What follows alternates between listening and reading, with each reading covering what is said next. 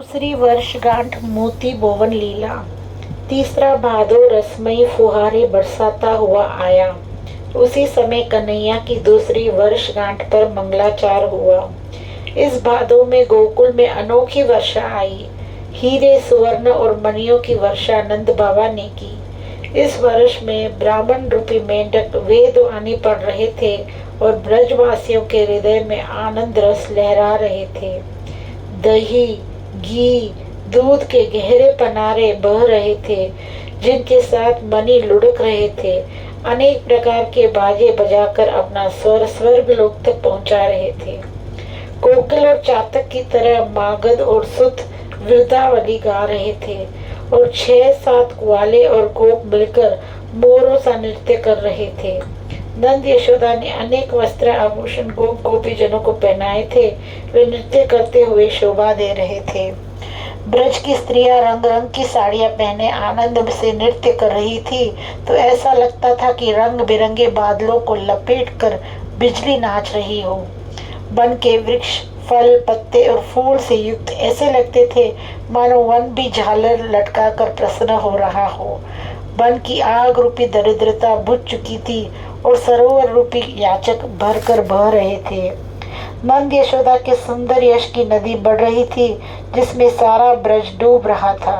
वह मानो सुरपुर को भी आनंद में डुबो रहा था, जिसे देखकर देवता चकित थे। बाल कृष्ण 2 वर्ष के हो गए और उनके श्री अंगों में सुंदरता बढ़ गई और उनके अंगों में नई मधुरता छा गई एवं उनके रूप में नई लुनाई आ गई। उनकी शोभा करोड़ों गुना बढ़ गई, जिसे देखकर करोड़ों कामदेव लज्जित हो जाए। अपार आनंद में भूली भूली यशोदा इधर उधर डोलती फिर रही थी और गोपियों के प्रति कृतज्ञता प्रकाशित कर रही थी, जो उनके लाला की वर्षगांठ में मंगल गान गा रही थी।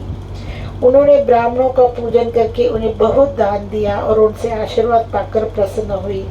उन्होंने आशीर्वाद दिया कि तुम्हारा लाला युग युग तक जीवित रहकर ब्रज की रक्षा करे और ब्रजजनों की आंखों का तारा बने।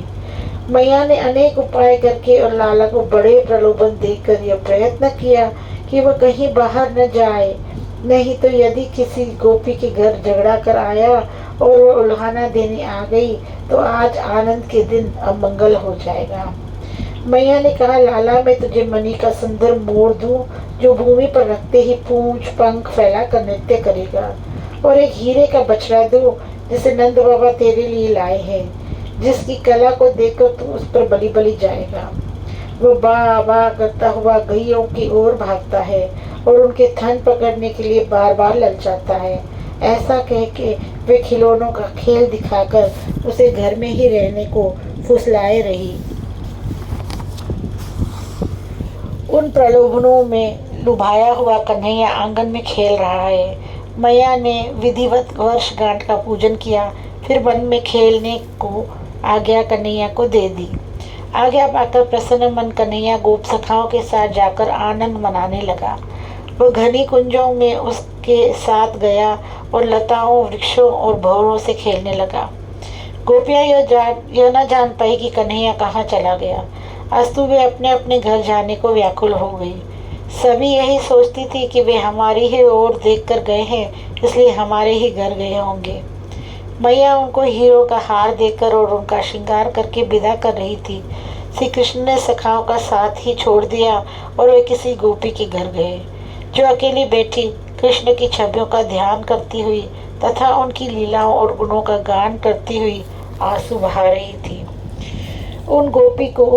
उस गोपी को वर्षगांठ की याद भूल गई थी और वह ध्यान में भाव के नेत्रों से श्री कृष्ण की छवियों को देख रही थी।